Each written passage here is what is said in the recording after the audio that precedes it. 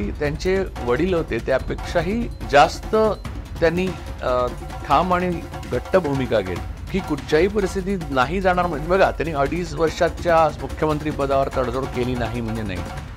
म्हणजे सगळ्या वेळेला पवार साहेब बरोबर ठरलेच पाहिजे तसा पवार साहेबांचा अट्टास सुद्धा नसतो. मला वाटत नाही की त्याचा त्यांच्यावर थोड्याच दिवसात तीच परिस्थिती आली. लायकी नव्हती, कुवत नव्हती. त्यांना पवार आणि ठाकरे म्हणजे सिनियर ठाकरे, बाळासाहेब ठाकरे आणि शरद पवार साहेब यांनी नेते बनवले. ते अंततः महाराष्ट्राला घातक ठरलं, हे त्याचं सार आहे. तेव्हा मी एक बुद्धाचं वचन सांगितलं होतं, सूड हा तो जळता कोळसा आहे जो हातात धरणाऱ्याला पहिले जाळतो.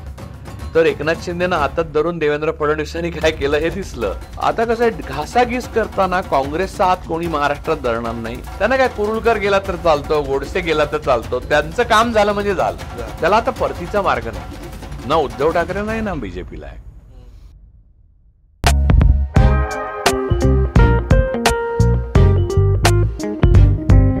नमस्कार. इंडी रेडिओ आणि इंडी जर्नलच्या इंडी चॅट या कार्यक्रमात तुमचं पुन्हा एकदा स्वागत. आपण मागच्या एपिसोडमध्ये एकनाथ शिंदे महाराष्ट्राचे मुख्यमंत्री यांच्याबद्दल, यांच्या नेतृत्वाबद्दल, त्यांच्या नेतृत्व शैलीबद्दल आणि त्यांच्या विचारधारेबद्दल चर्चा केली होती. आपण या एपिसोडमध्ये आपले या आधीचे मुख्यमंत्री, एकनाथ शिंदेंच्या आधीचे जे मुख्यमंत्री होते आणि ज्यांच्याबद्दलच्या चर्चेवरून इंडी चॅटचा या सिरीजचा प्रवास सुरू झाला ते म्हणजे उद्धव ठाकरे. उद्धव ठाकरेंचं नेतृत्व काय आहे, कसं आहे याबद्दल आपण तेव्हा चर्चा केलीच होती. मात्र त्यानंतरच काहीच दिवसांमध्ये उद्धव ठाकरेंचं सरकार पडलं, पक्ष फुटला, चिन्ह काढून घेतलं गेलं. या सगळ्यानंतर मागच्या 3 वर्षांमध्ये बरंच काही घडलेलं आहे आणि ते काय काय घडलेलं आहे त्याच्याकडे कसं बघता येईल आणि त्यामध्ये उद्धव ठाकरेंची भूमिका कशी राहिलेली आहे याबद्दल बोलायला पुन्हा एकदा आपल्यासोबत आहेत राजू परुळेकर सर. नमस्कार. नमस्कार सर. तर जसं मी म्हटलं, आपल्या आधीच्या व्हिडिओमध्ये म्हणजे तो इतका व्हायरल झाला, त्यामधल्या क्लिप्स अनेक ठिकाणी व्हायरल झाल्या. उद्धव ठाकरेंबद्दल तुम्ही काही एक आकलन मांडलं होतं आणि तेव्हा उद्धव ठाकरे मुख्यमंत्री होते आणि त्याच्यानंतर अर्थातच काही, मला वाटतं 1-2 महिन्याच्या काळातच ठाकरे सरकार पडलं. तर खूप साऱ्या कमेंट्स असं म्हणणाऱ्या होत्या की तुमचं जे आकलन आहे उद्धव ठाकरेंबद्दलचं ते कुठंतरी चुकलं किंवा फारच अनेक लोकांनी असं हास्यास्पद वगैरे असं म्हणलं की उद्धव ठाकरेंना राजकारणी म्हणणं हे चूक, न समजणं ही मोठी चूक आहे असं आपण म्हटलं होतं त्या याच्यामध्ये. तर तुमचं उद्धव ठाकरेंचं आकलन चुकलं होतं का तेव्हा त्या व्हिडिओमध्ये? काय चुकलं? जेवढे राहिले होते त्यांच्याकडे खासदारापेक्षा जास्त त्यांनी निवडून आणले. बरोबर, एवढे खासदार आणि एवढे आमदार निवडून गेले असताना त्यांनी ते निवडून आणले. महाराष्ट्रात नेता म्हणून फेस त्यांचं एक होतं. त्यामुळे म्हणजे इलेक्शन कमिशन आणि स्थानिक भ्रष्टाचार सोडलं. म्हणजे इव्हन 48 मतांनी त्यांचं अमोल कीर्तीकर हरलेच नाही आहेत. म्हणजे ते खोटं आहे. पण ते न्यायालयाचा दिरंगाई, शिवाय त्यांच्या सिम्बॉलच्या बाबत न्यायालयाची दिरंगाई, नंतर या सगळ्या गोष्टी धरून सुद्धा त्यांच्याकडे आता खासदारही आहेत आणि त्यांनी महाराष्ट्रामध्ये आपली जी महायुती होती, महाआघाडी होती, त्याचे या आणायला मदत तर केलीच ना. म्हणजे नाही कसं म्हणता येणार. त्यांच्या काय एक तर अमोल कीर्तीकरांची सीट त्यांची गेली, ती शुद्ध प्रशासनिक बाब आहे आणि न्यायालयाने न्याय न देण्याचं ठरवल्यामुळे, आणि दुसरी सीट हातकणंगल्याची त्यांचं कोल्हापूरचं गणित चुकल्यामुळे गेली आणि ते दुसरं विनायक परबांची कोकणातली सीट आर्थिक बाजू कमजोर विनायक परबांची ठरल्यामुळे आणि प्रशासनाच्या हस्तक्षेपामुळे गेली. 3 सीट तर त्यांच्या शुअर शॉट आहेत. म्हणजे खरं तर अजून माझं म्हणणं आहे ते राजकारणी आहेत का नाहीत हे ठरवण्याकरता या गोष्टीचं पुरेसं नाही. आता विद्यापीठाच्या निवडणुका झाल्या तर त्यांच्या पक्षाच्या जे विद्यार्थी संघटना आहे 10चे 10 आले आणि एबीव्हीपीचा एकही आला नाही. तर आता हे राजकारणी नसलेल्या माणसाचं होतं का असं, पहिली गोष्ट. दुसरा मुद्दा असा आहे की संसाधनं एवढी कमी होती, ईडी, सीबीआय, आयटी सगळं मागे लावलेलं त्यांच्या लोकांच्या. त्यांचे नेते तुरुंगात घातले होते आणि काही लोक तुरुंगात जाता जाता वाचत होते. ते स्वतः, त्यांची फॅमिली, त्यांचा मुलगा सगळ्यांच्या विरोधात. म्हणजे एक प्रकारे राजकारण नव्हतं ते, म्हणजे ते बुद्धिबळ नव्हतं, ते बॉक्सिंगवर आले होते शहा मोदी. अशा वेळेला त्यांनी यश मिळवलं ते तुम्हाला, आणि समोर तर पैसे वाहवत होते लोक. असं असताना सुद्धा म्हणजे 3 पक्षांना, अजित पवार, एकनाथ शिंदे आणि देवेंद्र फडणवीस, किती जागा मिळाल्या लोकसभेला आणि यांना किती मिळाल्या सगळ्या टोटल. तर मुद्दा असा आहे की उद्धव ठाकरे राजकारणी नसते तर हे शक्य झालं असतं का? मला नाही वाटत की हे शक्य झालं असतं. आणि दुसरं असं की त्यांचे वडील होते त्यापेक्षाही जास्त त्यांनी ठाम आणि घट्ट भूमिका घेतली असं माझं मत झालं की कुठच्याही परिस्थितीत नाही जाणार. म्हणजे बघा, त्यांनी 2.5 वर्षाच्या मुख्यमंत्री पदावर तडजोड केली नाही म्हणजे नाही, वाटेल ती किंमत मोजली. नंतर त्यांनी बीजेपी बरोबर जाणार नाही ते नाही, वाटेल ती किंमत मोजली. नंतर ज्या पद्धतीने ईडी वगैरे मागे लागल्यावर पळून गेली 40 माणसं त्यांची, तर तसं त्यांनाही करता आलं. त्यांना काय बीजेपी बरोबर सरकार स्थापन करणं एवढीच गरज होती, ते त्यांनी नाहीच केलं. सो तुम्ही लक्षात घ्या की जर राजकारणी तुम्ही नसाल तर असं खेळू नाही शकत अशा विपरीत परिस्थिती. त्यामुळे ते राजकारणी, आणि आपण काय बोललो होतो त्याच्यावर लोक काय बोलले, त्यातले काही लोक जे बोलले हास्यास्पद वगैरे, त्यांनी अजितदादांचा स्ट्राईक रेट बघून त्यांना काय म्हणणार. आणि इव्हन जेवढे खासदार एकनाथ शिंदेबरोबर गेलेले त्याच्यापेक्षा खूप कमी निवडून आले. त्यांच्याकडे संसाधनं होती, ते मुख्यमंत्री होते, कलेक्टर सगळे त्यांच्यासाठी राबत होते, इलेक्शन कमिशन त्यांच्या बाजूने होतं, तरी काय मोठं केलं त्यांनी. भाजपचं तर अजूनच वेगळं. तर या सगळ्या गोष्टी बघता ही उद्धव ठाकरे राजकारणी नाहीत असं जर कोण मानत असेल तर ते हास्यास्पद आहे.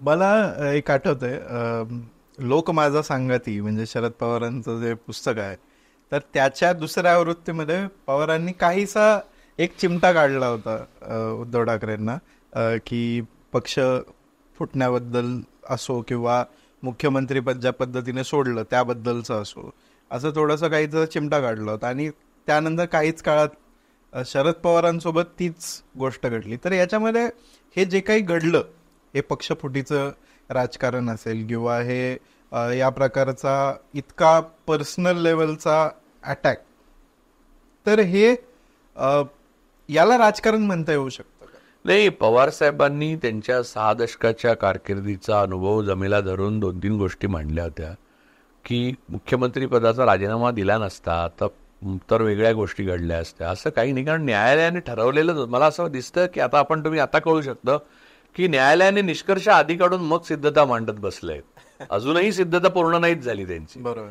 त्यामुळे त्यांनी राजीनामा दिला असता तर वेगळ्या पद्धतीने हेच खेळले असतं, आणि राजीनामा दिला म्हणून झालं.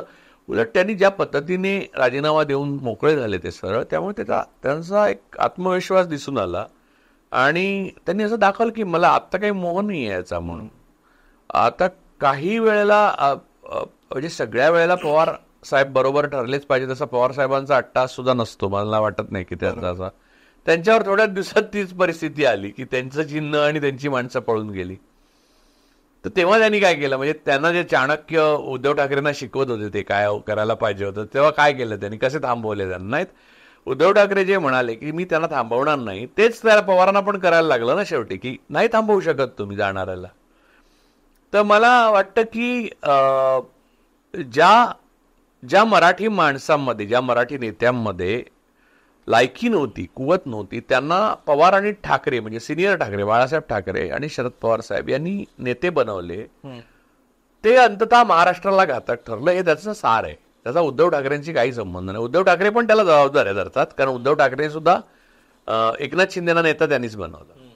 तर मुद्दा असा आहे की या लोकांना प्रशिक्षण न देता, त्यांना कोणत्याही प्रकारचं अभ्यास न करायला लावता, त्यांना महाराष्ट्र म्हणजे काय, प्रशासन म्हणजे काय, फेडरल स्ट्रक्चर म्हणजे काय याची कोणतीही जाणीव करून न देता सरळ तुम्ही उचललं आणि तुमची लोकप्रियता आहे म्हणून आणून खुर्चीवर बसवलं, असं जे केलं त्याला खूप कौतुकाने लोक सांगायचे. बाळासाहेब ठाकरेंनी स्लीपर घालणाऱ्या माणसाला थेट संसदेत पोहोचवलं. अरे संसदेत करणार काय तो जाऊन, म्हणजे माझा स्लीपर घालतो म्हणून प्रॉब्लेम नाहीये, मला त्याच्या ज्ञान, त्याचं कौशल्य आणि त्या कौशल्याचा तुम्ही केलेला विकास हे पाहायचंय.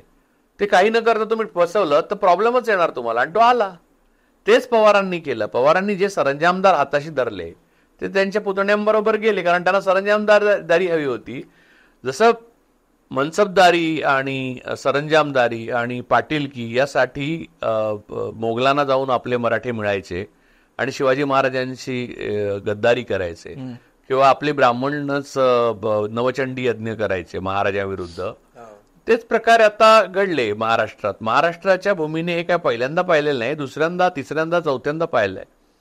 शेवटी युनियन जॅक उतरवून, जरीपटका उतरवून युनियन जॅक फडकवला तो बाळाजीपंत नातूनेच उतरवला ना. म्हणजे त्यामुळे आपल्याला सोयीस्कर अशी भूमिका घेऊन आपलं जीवन सुसह्य करणं आणि देशाचं वाटोळं करणं, आपल्या राज्याचं वाटोळं करणं, आपल्या अस्मितेचं आणि भाषेचं वाटोळं करणं हा या मराठी मातीचा गुणच आहे.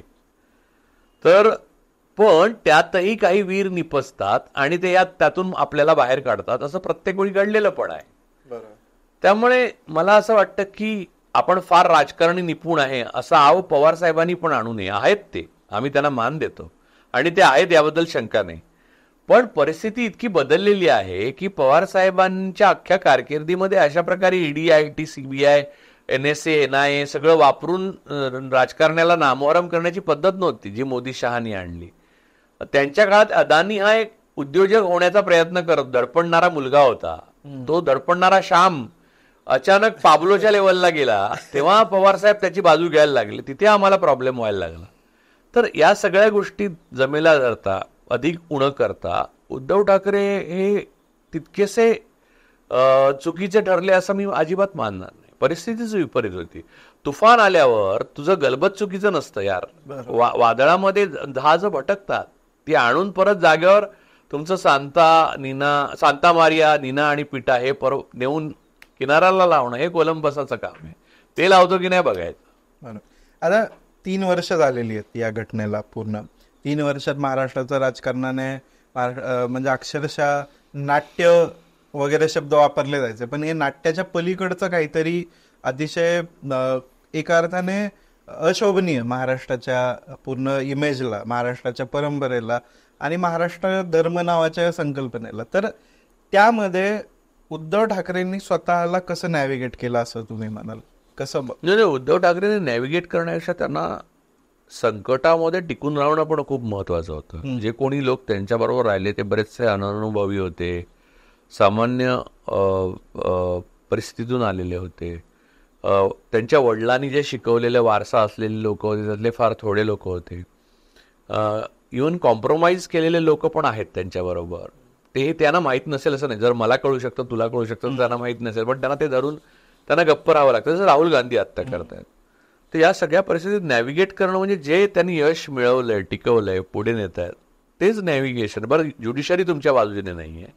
म्हणजे देशात शेवटी लोकशाही टिकवण्याची अंतिम जबाबदारी ज्युडिशरीची होती, तीच तुमच्या बाजूने, कोणाच्या लोकशाहीच्या बाजूची नाहीये, संविधानाच्या बाजू. निर्णय सरकारलाच देणार आणि ब्युरोक्रेसी, मीडिया वगैरे सगळं फितूर आहेत. अशा वेळेला नॅव्हिगेट करण्याकरता तुम्ही तरंगत राहणं खूप आवश्यक आहे. ते तरंगत राहिले आणि लोकसभेत तुम्ही जे पाहिलं चित्र त्याच्यावरनं लक्षात येतं की त्याने टिकवलं. आता गंमत अशी की मी तुमच्याकडे एक बोललो होतो बघा, तो काळ असा होता जेव्हा फडणवीस साहेबांची सत्ता गेल्यामुळे ते खूप चिडले होते आणि त्यांना असा राग आला होता आणि त्यांच्या बोलण्यात असा सूड भावना दिसायचे.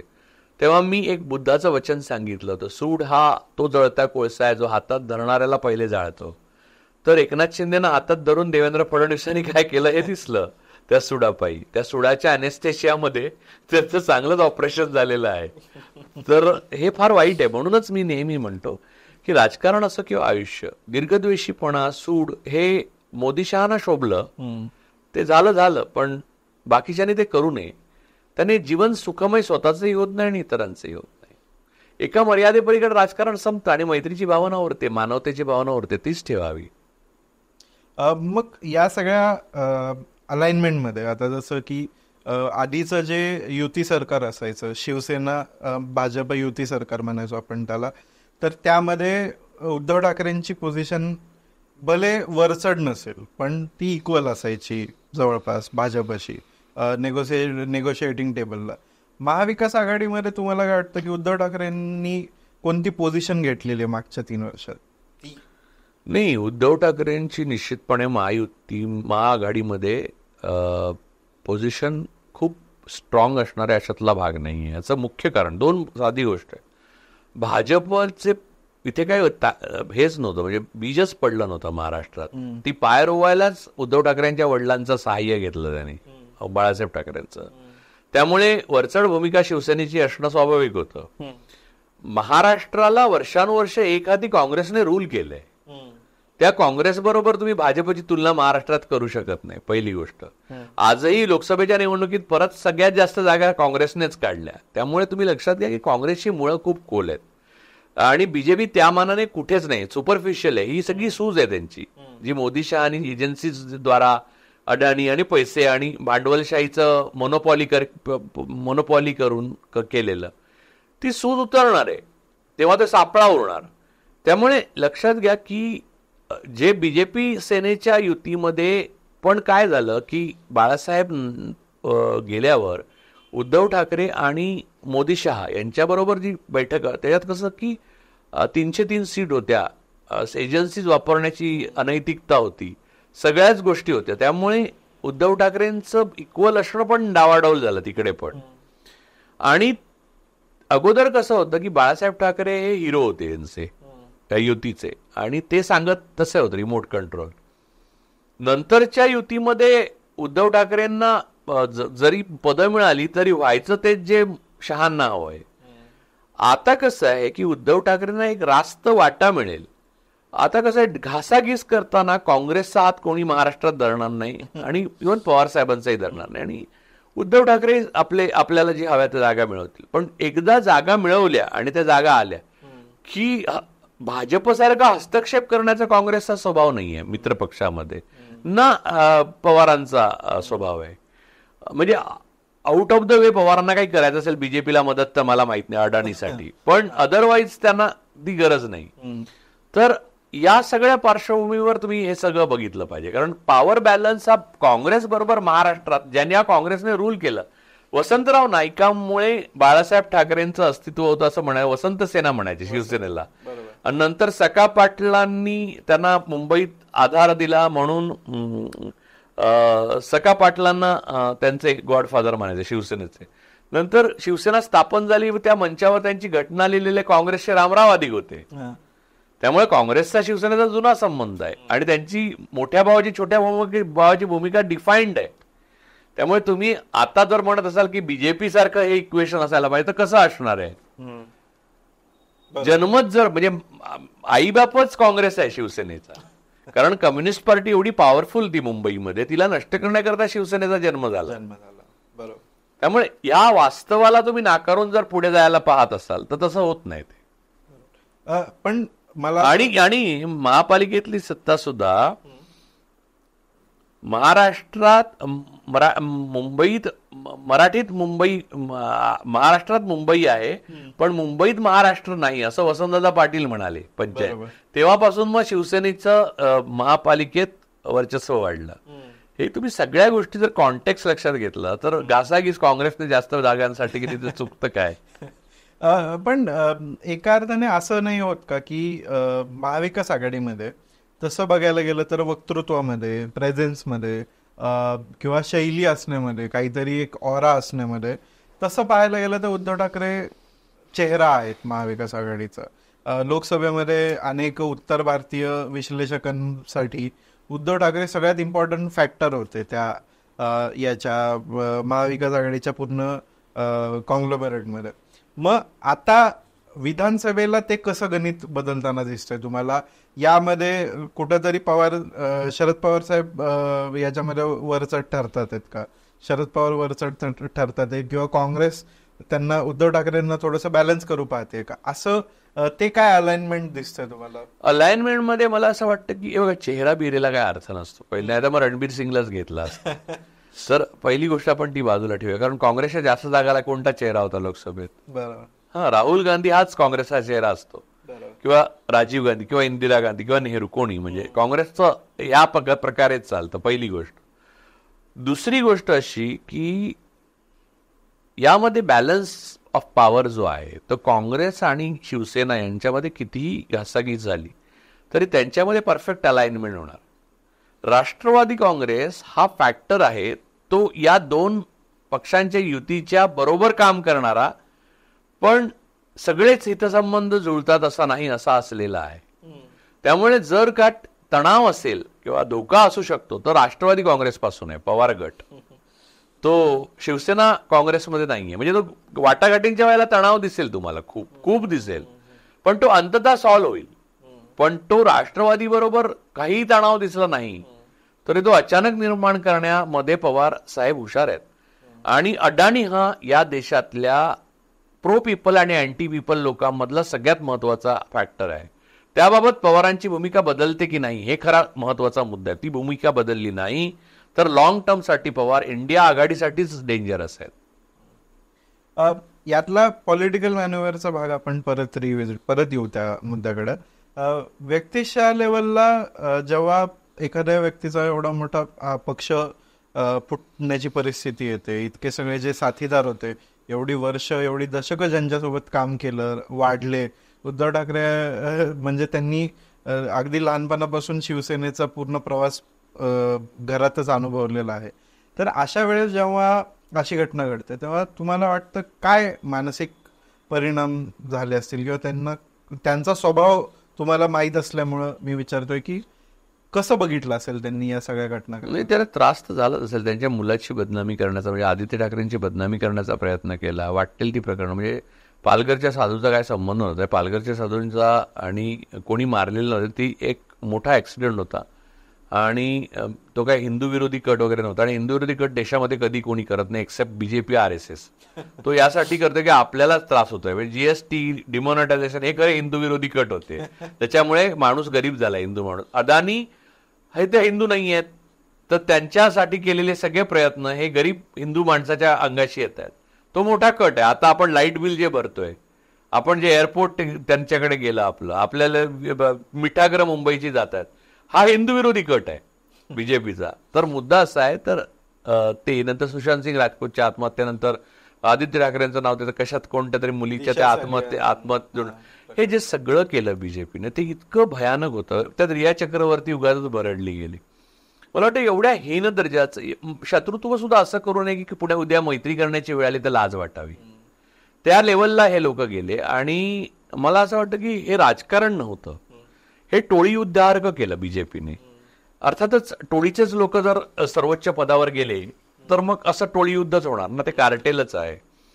त्यामुळे त्याला आता परतीचा मार्ग नाही, ना उद्धव ठाकरे नाही ना बीजेपीला आहे. मला असं वाटतं की लोकल लेवलला जर लिडरशिप असती तर देवेंद्र फडणवीस आणि उद्धव ठाकरे यांच्यामध्ये युती सहज झाली असती. पण ही ज्या प्रकारचं झालं त्याच्यात ती आता कधीच शक्य नाही. त्यामुळे तुम्ही लक्षात घ्या की या इक्वेशनमध्ये सगळ्यात मोठा लुजर कोण असेल तर भाजप आहे महाराष्ट्रात. कारण भाजपला कोणतंच स्थान उरलं, ते भ्रष्टाचार विरोधी पण राहिले नाहीत, कारण एकनाथ शिंदे आणि दादांना बरोबर घेतले, जे दोघेही आर्थिक प्रचंड गुन्हे त्यांच्या नावावर यांनीच जाहीर केले होते. त्यात जाधव, यामिनी जाधव पासून 50 लोक जे आहेत, प्रताप सरनाईक, अशी नावांची नावं लिस्ट जाहीर केली होती. त्यांना ईडीत बोलवलं, त्यांचे दुबईत कार्ड आहेत, हे आहे ते सगळं सांगितलं आणि मग त्यांना आपल्यामध्ये पवित्र करून घेतले. त्यामुळे भ्रष्टाचार विरोधी नाही उरले. त्यांनी कोणत्याही प्रकारे हिंदूंच्या हिताचे आर्थिक निर्णय घेतले नाहीत.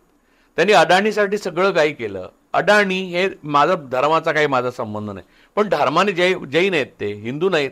जैन आपण मायनॉरिटी धर्म मानतो. जैन माझे असंख्य मित्र आहेत, मराठी जैन मित्र आहेत, हे गुजराती जैन आहेत, म्हणजे मराठीही नाही आहेत. बरोबर, म्हणजे मराठी जैन विरुद्ध गुजराती जैन असं पण एक मंदिरांचा संघर्ष शिरपूरमध्ये आहे बरं का. म्हणजे म्हणजे असं खूप काय काय आहे जगात. जगात डिवाइड करणं खूप सोपं आहे, एकत्र आणणं कठीण, म्हणून गांधीजींना आपण मानतो.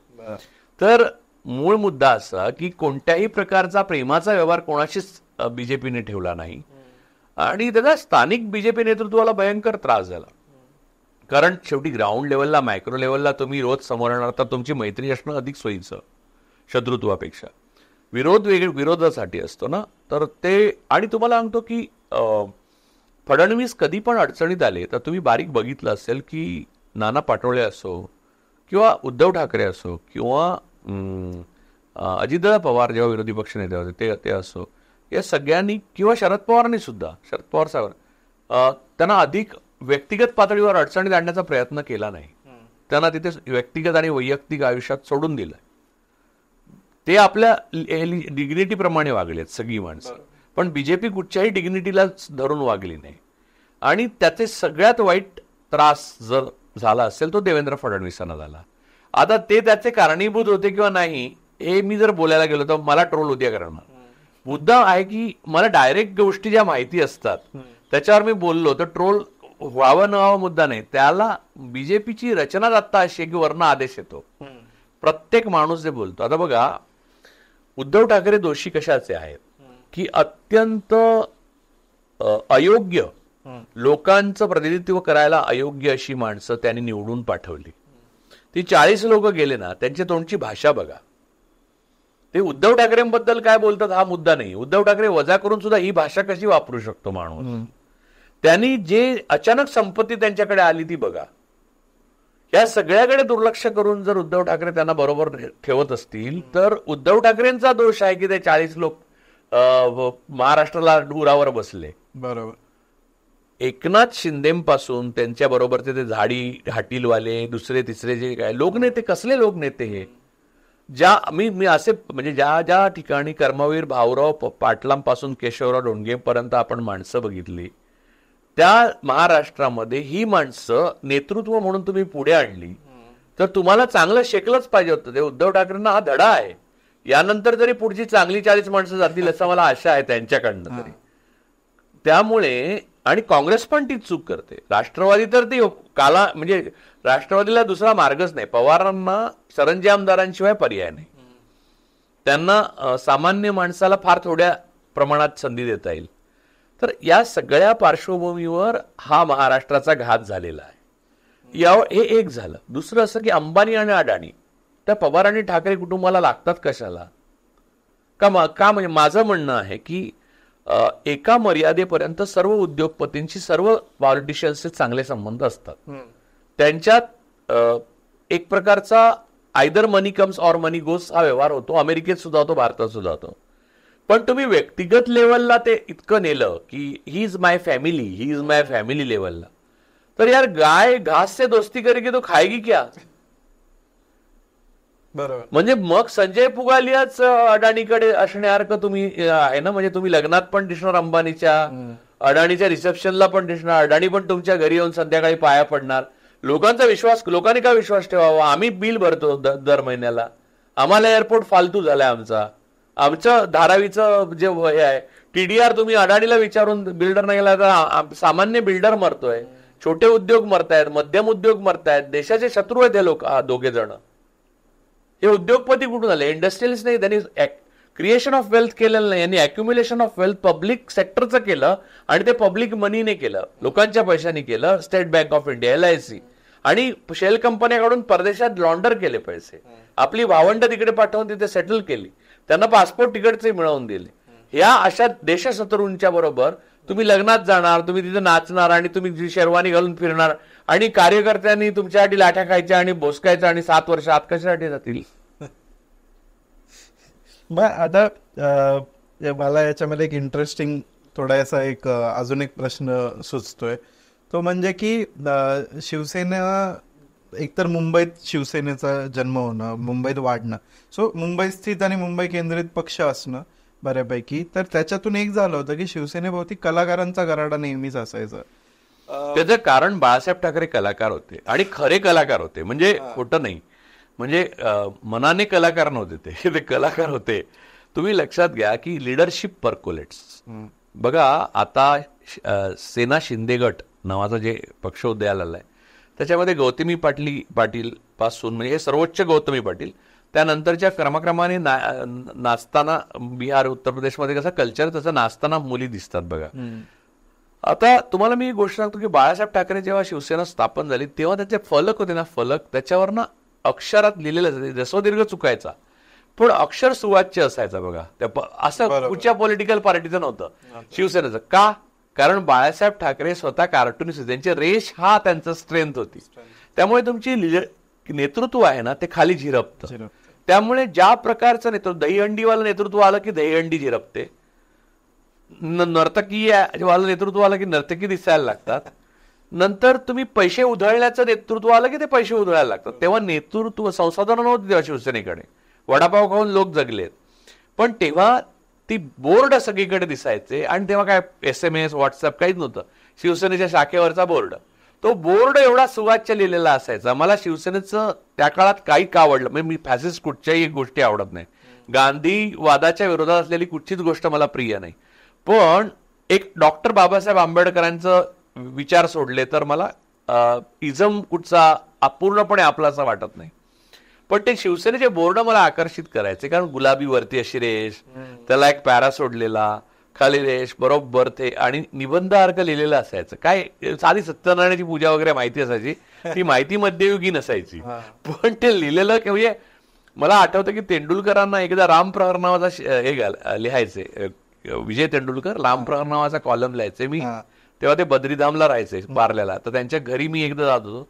त्यांच्या घरासमोरच शिवसेनेचा बोर्ड लागलेला, त्यांच्या विरुद्ध काहीही लिहिलेलं, पण ते अक्षर इतकं सुवाच्य होतं की तिथे लिडरशिपला विचार नाहीत पण रेष आहे.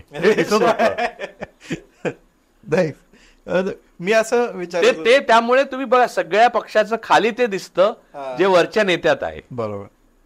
नाही, मी अशा याच्याने विचारत होतो की मराठी सिनेमामध्ये राजकारण कधी रिफ्लेक्ट होताना दिसलेलं नाही. राजकारण ॲज इन राजकीय पक्ष ची नावं किंवा राजकीय पक्षांचं अस्तित्व, सिंहासन आलं पण ते राजकीय पक्षांची नावं, हा म्हणजे ते राजकीय डावपेच वगैरे दाखवतात, पण खऱ्या जगण्यातल्या राजकारणाचं रिफ्लेक्शन म्हणता येईल तसं, जसं मल्याळम सिनेमामध्ये तुम्हाला कम्युनिस्ट पक्षाचं चिन्ह दिसेल, झेंडा दिसेल, तो हिरो कधीतरी कार्यकर्ता दिसेल, किंवा तमिळ सिनेमामध्ये एक स्ट्रॉंग अँटी कास्ट द्रविडी राजकारणाचा एक एसेस दिसतो. तसं मराठी सिनेमामध्ये शिवसेना सोडली तर तसं बघायला गेलं तर कधी राजकीय हे दिसलेलं नाही. सो शिवसेनेचं अस्तित्व होतं त्या स्फेअरमध्ये. आता आपण आत्ता जे बघतोय धर्मवीर सारखा सिनेमा येणं किंवा हे येणं, तर त्याच्यातून एकनाथ शिंदेभोवती मराठी कलाकारांचा घोळका दिसतोय, मात्र उद्धव ठाकरेंभोवती नाही. तर हे काय, मला हे थोडंसं समजून घ्यायला आवडेल की एक काय असं कसं झालंय. प्रसाद ओक हा कलाकार आहे, ऍक्टर आहे, बाकी घोळका आहे तो कलाकारांचा आहे, हे मला पटत नाही. पहिली गोष्ट म्हणजे त्यातला कलाकार कोणाला म्हणायचा हा मुद्दा आहे. मी असं म्हणेन की एकनाथ शिंदेभोवती धर्मवीर 1 आणि धर्मवीर 2 सोडलं तर तुम्हाला माहिती आहे का की दुसरा बाजीराव त्याच्या भोवती सगळ्यात जास्त कलावंत गोळा झालेले, शाहीर, आणि खरंच त्याने शाहिरी वगैरे उभा आणलेला राम, त्यांच्यावर चित्रपट निघाला भूपाळी वगैरे, ते नाव विसरलो मी, ते अनेक शाहीर आणि नर्तक वगैरे त्यांनी पुढे आणले, कारण तो रमणा द्यायचा. त्याला कलेतली काही जाण नव्हती, तो दाखवायचा. त्याच्यावर दत्तात्रय गणेश गोडसे, दग गोडसे हे फार मोठे नेपथ्यकार आणि कलावंत होते महाराष्ट्रातले. त्यांनी एक नांगी असलेले फुलपाखरू नावाचं पुस्तक आहे त्यांचं, ते आता मला वाटतं अवेलेबल नाही आहे. त्याच्यात एक लेख आहे, ब्रह्मावर्ताचा पेन्शनर. म्हणजे इंग्रजांकडनं पेन्शन घेऊन दुसरा बाजीराव 33 वर्ष ब्रह्मावर्ताला जगला. ते छोटं राज्य, म्हणजे एल्बा बेट कसं नेपोलियनला दिलेलं, पण ते त्याने सोडलं. नेपोलियन होता. हे ब्रह्मावर्ताला आरामात तिथे अनुष्ठानं हे करत, आणि तिथे ते मोती हिरे एवढा पैसा मिळायचा ब्रिटिशांकडनं की तो सगळा त्या लुटवायचे ते नर्तकी, गटकंचुकी या सगळ्यामध्ये. त्यात खूप कलाकार पुढे आले. कलाकार म्हणजे त्यावेळेचे ओनाजी, अशा म्हणजे अशा प्रकारचे ओनाजी बाळा वगैरे टाईप, त्या प्रकारचे त्यांच्या काळात आले असं मी नाव उदाहरण दिलं ओनाजी बाळा यांना. तर हे सगळी जी मंडळी पुढे आली, दुसऱ्या आपल्या बहादूरशाह जफरच्या काळात गालिब, तर ही कलासक्तता किंवा कला प्रेमामधून न आली असून मूळ काम सोडून वर्ण आलेलं वैभव, अपॉइंटेड जो माणूस असतो, अपॉइंटेड ऑफिसर, त्या ऑफिसरला आयते आलेले लाभ, सरंजामी आणि दौलत, याचा दौलतजादा जो केला जातो, त्याच्या भोवती जमा झालेल्यातले काही लोक आपल्या उपजीविकेचं साधन यांची वाही करून बनवतात आणि दुसऱ्या बाजूला आपली कला डेव्हलप करतात. तो कलाकारांचा घोळका नव्हे. कलाकारांचा घोळका म्हणजे काय, कोणाभोवती असतो, जेव्हा तुमच्याकडे संसाधन नसताना तुमच्या भोवती एस्टॅब्लिश कलाकार येऊन बसतात तेव्हा त्याला कलाकारांचा घोळका म्हणतात. तसा कलाकारांचा घोळका असणं ही फार रेअर गोष्ट. म्हणजे फिडेल कॅस्ट्रो भोवती, फिडेल कॅस्ट्रो आणि गॅब्रिएल ग्रेशिया मार्क्वेज यांची मैत्री, याला कलावंतांचा आणि राजकारणा माणसाचा हे म्हणू शकतो तो. अदरवाईज हे कलावंत नाहीत. पहिली गोष्ट म्हणजे प्रसाद ओक सोडला तर बाकी तरडे उत्तम क्राफ्ट्समन आहेत सिनेमाचे. त्यांना लोकांना खेळवून ठेवणारा, रंजन करणारं काय हे अचूक कळतं. पण कलावंत हे ज्या अर्थाने म्हणून तसं बघायला तर खेळवून ठेवणाऱ्या मालिका किती आहेत. मग मी स्वतः लिहिलेल्या आहेत त्यामुळे मला माहिती आहे, आणि हिंदी मराठी, आणि मी त्या क्षेत्राशी संबंधित इतका काळ होतो की मला माहिती की ते कसं वर्क होतं. तर मी तुला सांगू का, कलावंत आत्ता मराठीमध्ये फार थोडे आहेत. त्यात ऍक्टर ऍक्ट्रेसेस काही आहेत आणि दिग्दर्शक तर फार रेअर आहेत. मी तुम्हाला सांगतो की चैतन्य ताम्हाणेने केलेला कोर्ट हा 2013चा शेवटचा चित्रपट आहे, जो मराठीमधला कला म्हणता येईल असा चित्रपट होता. त्यांनीच डिसॅपल नावाचा दुसरा चित्रपट केला, तोही कला म्हणता येईल, पण कोर्ट एवढा उजवा मला तो वाटला नाही नंतर, पण तो कला म्हणून ग्रेट होता. तर असं हेमंत ढोमेची काही चित्रपट आहेत, असे काही गोष्टी आहेत ज्याच्यामध्ये कला दिसते. मराठीत सांगतोय मी. सैराट आणि फॅन्ड्री. फॅन्ड्री हा कला होती, सैराट ही रंजन आणि कलेचं मिश्रण होतं. नागराज मंजुळे हे सातत्य, मला नागराज मंजुळेंची कविता आहे ना ती नंतर ते कॅमेऱ्याने लिहितात असं वाटतं. ते याबाबत शंकाच नाही. म्हणजे कसं आहे की नागराज मंजुळे या सगळ्या गर्दी, म्हणजे पण तुम्हाला नागराज मंजुळे या सगळ्या गर्दीत कुठेच दिसणार नाही. नागराज मंजुळे उद्या ना धर्मवीर करणार ना अधर्मवीर करणार, त्यांचं वेगळंच चालू असतं. बरोबर.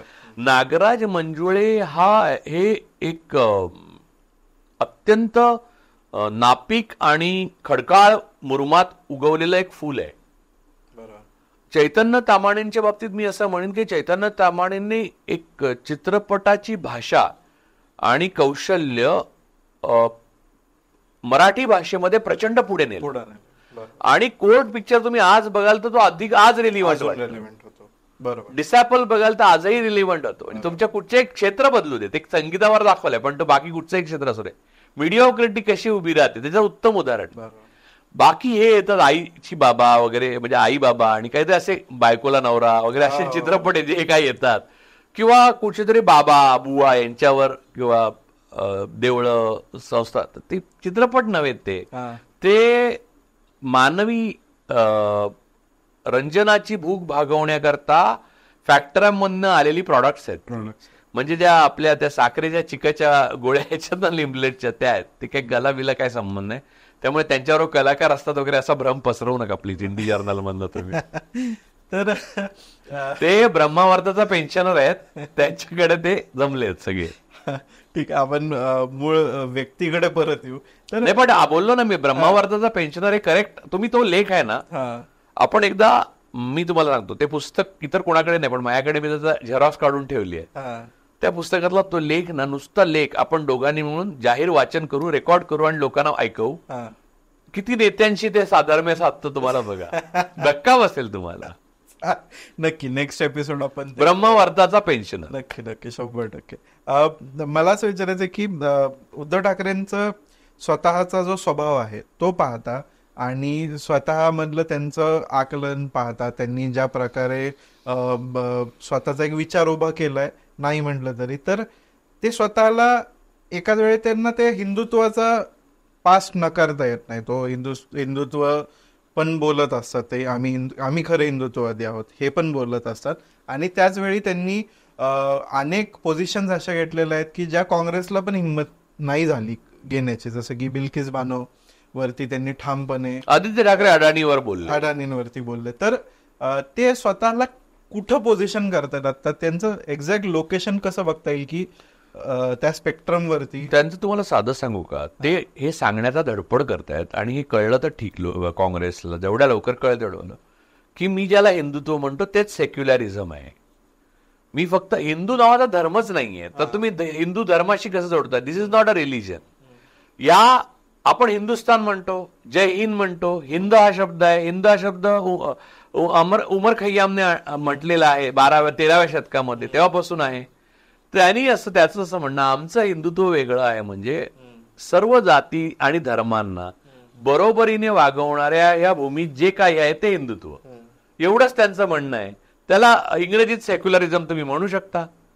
मला असं वाटतं की त्यांचं हिंदुत्व हा शब्द त्यांना कटकटीचा झाला, याचं मुख्य कारण असं, ब्राह्मणवादाला RSS हिंदुत्व म्हणतं.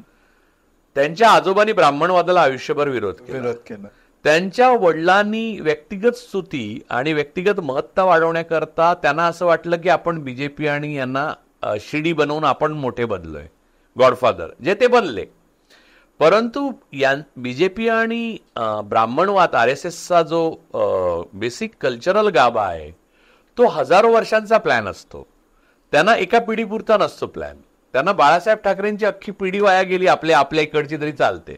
त्यांना काय कुरुलकर गेला तर चालतो, गोडसे गेला तर चालतो, त्यांचं काम झालं म्हणजे झालं. ते मोदी, शहा, फडणवीस सर्वांशीच असं वागतात. म्हणजे मुद्दा एका माणसाचा किंवा नाही, माणूस महत्वाचाच नाहीये.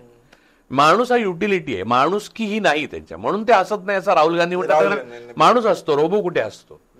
तर मूळ मुद्दा असा आहे की ते वडिलांनी जे केलं ते उद्धव ठाकरेंना गरम पडलंय. ते मामचं हिंदुत्व हे शेंडी जाणवायचं नाही हे सांगून ते हे सांगण्याचा प्रयत्न करतात की आमचं हिंदुत्व हे इथली भूमीतले सगळे लोक आहेत. शेंडी जाणवायचं हिंदुत्व म्हणजे बीजेपीचं हिंदुत्व. ते हिंदुत्व का, हिंदुत्व नाव दिलंय तो ब्राह्मणवाद आहे अक्षरशः. कुठची तुम्हाला रिझर्वेशन मान्य नाही, तुम्हाला जातीगत जनगणना मान्य नाही, तुम्ही रोटीबेटी व्यवहार मातंगांमध्ये, भंग्यांमध्ये, महारांमध्ये, आंबेडकरवाद्यांमध्ये, बौद्धांमध्ये आणि ब्राह्मणांमध्ये करू शकता का? मान्य नाही. तुम्हाला स्त्रियांविषयीचा आदर किती आहे ते रोज भागवत सांगतात की स्त्रियांनी चूलमूल बघावं म्हणून. तर मिसॉगिनी आहे तुमच्यामध्ये. त्यामुळे हे जे हिंदुत्व आहे ते ब्राह्मणवाद आहे, ज्याच्यामध्ये रानडेंसारख्या थोर माणसाला सुद्धा एका कन्येशी, छोट्या वयाच्या मुलीशी लग्न करणं भाग पडलं 11 वर्षाच्या. या प्रकारचं हिंदुत्व हे उद्धव ठाकरे म्हणतात माझं नाही तर मग संपलं, मग ते सेक्युलरिझम आहे. असं ब्राह्मणवाद वजा केला की जे उरतं बहुजनवाद, तो सगळा सेक्युलरिझम आहे. सेक्युलरिझम हा शब्द घेऊन बसू नका तुम्ही. बहुजनवाद म्हणजे सेक्युलरिझम. तुम्हाला सांगतो इथला मुसलमान हा बहुजनांमध्ये येतो, कारण तिथले संत बहुजन झालेले आहेत. संतांमध्ये अल्लावर ओव्या आहेत, तुकारामांनी लिहिल्या, अल्ला देवे अल्ला दिलावे.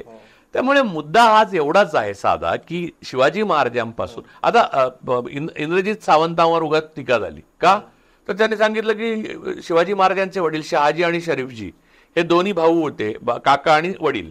या दोघांची नावं त्या दर्ग्यातल्या शहा आणि शरीफच्या दर्ग्यावर दिली आणि त्यात खोटं काय आहे. ही परंपरा हिंदुत्वाची आहे आपली. ती हिंदुत्व म्हणजे सेक्युलरिझमची परंपरा आहे. ती परंपरा संघाला नको आहे, ती परंपरा बीजेपीला नको आहे. ती मोदींना खुर्चीवरनं खाली उतरवू शकते, म्हणून मोदी शहा घाबरलेले आहेत. त्यांना अडाणीची परंपरा हवी आहे, अंबानीची परंपरा हवी आहे. तर ती परंपरा टाळण्याकरता बहुजनवादाचा उदय होणं गरजेचं आहे. हे उद्धव ठाकरेंनी ओळखलेलं आहे आणि ते काँग्रेस करतच आहे महाराष्ट्रात. फक्त त्यातून सरंजामदारी काँग्रेसने जी आणली किंवा राष्ट्रवादीमध्ये तर आहेच, ती वजा करणं अत्यंत आवश्यक आहे आणि काळानुरूप आहे. ती वजा जेवढी लवकर होईल तेवढ्या लवकर परत महाराष्ट्राचा उदय होईल. हे उद्धव ठाकरेंना कुठेतरी आतमध्ये कळलं असं मला वाटतं. आणि 40 माणसं सरळ एक दिवशी सोडून जातात तरी सुद्धा जर तुम्हाला कळलं नाही तर ते कधीच कळणार नाही. मला म्हणूनच विचारायचं होतं की हे जेन्युइन आहे का त्यांचं जे आजचं पोझिशन आहे हे, कारण खूप साऱ्या प्रोग्रेसिव्ह विश्लेषकांचं किंवा यांचं अजूनही त्यांच्याकडे बघण्यामध्ये एक शंकेचा सूर आहे की हे परफॉर्मेटिव्ह आहे का, हा फक्त एक परफॉर्मन्स आहे का पुरोगामित्वाचा किंवा रादर बहुजनत्वाचा. मी म्हणत नाही की चला उद्धव ठाकरे पूर्णतः पुरोगामी भूमिका घेऊ शकतील की नाही, हा भाग वेगळा. पण जरी बहुजनत्व, बहुजन हिंदुत्व किंवा बहुजनवादाचा जरी पोझिशन घेतली तर ती कितपत जेन्युइन आहे, कितपत शेवटी ते राजकारणी आहे हे विसरता कामा नये. जेन्युइन जनता असते, जेन्युइन नेते नसतात. त्यामुळे आपण जोपर्यंत त्यांना जागेवर ठेवतो तोपर्यंत ते जागेवर राहतील. ज्या दिवशी त्यांना आपण डोक्यावर घेऊ त्या दिवशी ते जागेवर राहणार नाही. ते अंबानींच्या लग्नात जातात, ते अडाणींना घरी येऊ देतात, ते इतक्या सहजपणे आपण जातो का त्यांच्या घरी? आता माझं नाही, तुम्ही म्हणा तुम्ही जातात, तर माझं नका जात. माणसं जातात का सहजपणे? इतक्या सहजपणे ते कोणाच्या लग्नात जातात का? पवारसाहेब जातात? नाही जात. मग मुद्दा हाच आहे की हे केल्याशिवाय पूर्ण विश्वास ठेवणं खरं नाही. तिथे जाणं बंद आणि इथे जाणं सुरू, हे जोपर्यंत होत नाही तोपर्यंत पूर्ण विश्वास पडतो. पण त्यामुळे प्युअर जर काय असेल तर प्युअर जनता असते, म्हणून जनतंत्र म्हणतो आपण. नाहीतर ठाकरे तंत्र म्हटलं असतं, पवार तंत्र म्हटलं असतं, गांधी तंत्र म्हटलं असतं, नाही ना म्हटलं. इव्हन आंबेडकर तंत्र पण नाही म्हटलं. आंबेडकरांनी संविधान लिहिताना लोकतंत्र जनतंत्र असं म्हटलं, कारण जनता ही प्युअर आहे. म्हणजे वी द सॉव्हरन पीपल, सार्वभौमत्व फक्त जनतेला आहे, कोर्टाला पण नाही. त्यामुळे कोर्टाचा आदेश जरी माणसावर बंधनकारक असला तरी जनतेचा आवाज हा कोर्टाला बंधनकारक आहे. उद्धव ठाकरे असतील किंवा आदित्य स्वतः असतील तर त्यांनी महाराष्ट्रातल्या अनेक एन्व्हायरमेंटल प्रोजेक्ट्सवरती आक्षेप घेतलेले आहेत. बऱ्याच ठिकाणी जिथं कोकणातल्या रिफायनरीचा प्रश्न असेल तिथं त्यांनी ठाम भूमिका घेतली. मग आरे बद्दल तर ती सुरुवातच होती, त्या सगळ्या या वादांना किंवा या भूमिकांना एक आरेच्या तोडफोडीपासून सुरुवात झाली होती त्या चर्चेला. तर यातला जो एक त्यांचं आकलन आहे पर्यावरणाबद्दलचं किंवा एक हे आहे, त्यात ती जवळीक वाटते का? ते त्यांना एक कंपॅशन आहे का पर्यावरणाचे विषय किंवा जनसामान्यांमधलं जो एक पर्यावरणाशी असलेला संबंध असतो त्याच्याविषयी काही एक कनेक्शन आहे का त्यांना वाटतं? कारण स्वतः फोटोग्राफर आहेत ते आणि वन्यजीवांचे फोटोग्राफी करतात उद्धव ठाकरे, आणि त्यांना आकर्षण आहे, प्रेम आहे वन्यजीवनाविषयी. आणि आदित्य ठाकरेंना पण एन्व्हायरमेंट बघा, त्यांनी आता मुंबईच्या राणीच्या बागेत त्यांना खूप चिडवलं पेंग्विन. आता किती पेंग्विन झाले ते, आणि फार सुंदर मजा येते, तुम्ही जाऊन बघा, खूप मजा येते. आता ते पेयर्स झाले आहेत. पेंग्विन हे मोनोगामी असतात, त्यामुळे ते असे बरोबर पेयर झाले आणि खूप मजा येते. तर ते पर्यावरण पण ना कसं आहे की या प्रकारच्या बलाढ्य ताकदीला, म्हणजे अडाणी ज्या प्रकारे जंगल गिळत सुटलेत, ते त्या प्रकारच्या ताकदी विरुद्ध उभं राहण्याकरता तुम्हाला खर्चटू पण न देता जर तुम्ही फक्त बडबडत राहिला तर ज्ञान तर तुमच्यापेक्षा माधव गाडगे यांना जास्त आहे. वेस्टर्न घाटचं ज्ञानाचं काय करायचं? ज्ञान मला पण आहे. तुमचं काम रस्त्यावर उतरून या गोष्टीला थोपवणं हे आहे, त्यासाठी जनतेला उद्युक्त करणं आहे आणि गांधीजींच्या मार्गाने या गोष्टी करायला प्रतिबंध करणं हे आहे. ते जोपर्यंत तुम्ही करत नाही तोपर्यंत तुमचं प्रेम हे मला असं वाटतं की ते प्रेम निर्माण होतं आणि अबॉर्ट होतंय. ते प्रेग्नंट लव नाहीये. मग आता परत एकदा महाविकास आघाडीच्या लेवलला मी हे विचारतो की आता ठीक आहे, वादावादी तर प्रत्येक नेगोसिएशन मध्ये होत राहते, सीट्स वरून वाद होतात. आता त्यांना सांगलीमध्ये बरंच ह्युमिलेशन सहन करावं लागलं उद्धव ठाकरेंना, एका अर्थाने की सांगलीचा जो त्यांनी जागेचा एक आग्रह धरला होता त्याच्यावरून ती सीट पाडली आणि मग पुन्हा विशाल पाटील काँग्रेसमध्ये काँग्रेसच्या मंचावर दिसतात वगैरे वगैरे. तो भाग वेगळा आले, ते काँग्रेसमध्ये प्रवेश घेतला त्यांनी. हा, सो मला असं म्हणायचंय की या सगळ्या याच्यामध्ये अशा परिस्थितीमध्ये उद्धव ठाकरेंना मैत्रीपूर्ण तिथं वागणूक आहे असं वाटतं का? एक तर महाविकास आघाडीमध्ये, आणि दुसरी गोष्ट उद्धव ठाकरेंचा जो स्टेचर आहे तो राहुल गांधी आणि सोनिया गांधींशी थेट संपर्क असताना त्यांना महाराष्ट्रातल्या लेवलच्या नेत्यांशी असं संघर्ष करावा लागतो असं वाटतं का? कसं आहे बघा, तुम्हाला मी सांगतो की राजकारणाची पद्धत आहे आणि त्यात काय चूक नाहीये.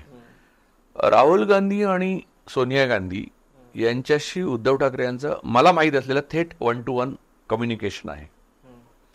परंतु राहुल गांधींची भूमिका कशी आहे की या राज्यामध्ये आम्ही नेमलेली माणसं आहेत, त्यांना काहीतरी अधिकार आहे की नाही. म्हणजे ते काय मोदी नाही आहेत राहुल गांधी म्हणजे. त्यामुळे ती माणसं निर्णय घेतील आणि शेवटाला काही फेरफार करण्याची वेळ आली तर आम्ही लक्ष घालू. त्यामुळे आता राज्यातल्या नेतृत्वाशी तुम्हाला बोलावंच लागणार आणि त्यांच्याशी घासाघीस करावीच लागणार. तुम्ही प्रत्येक गोष्ट घेऊन राहुल गांधींकडे किंवा सोनिया गांधींकडे जाऊ शकत नाही. हरियाणात आता बघा उडाना जेवढ्या जास्त सीट दिल्या आहेत ते पाहता राहुल गांधींनी सुद्धा हस्तक्षेप केलेला नाही, स्वतःची माणसं नाही दिली तेवढी. 70-80% उडानकडे गेली आहेत. त्यामुळे स्थानिक नेतृत्व हे मायक्रो लेवलला काम करणार असेल तर त्याला स्वातंत्र्य पाहिजे की नको पाहिजे? मोदीने जे स्थानिक नेतृत्वाचं स्वातंत्र्य नष्ट केलं त्यामुळे भाजपची येत्या 10 वर्षात काय परिस्थिती होते ती तुम्ही बघा. भाजप नकाशावरनं गायब होणार, सर्वात मोठा जगातला पक्ष.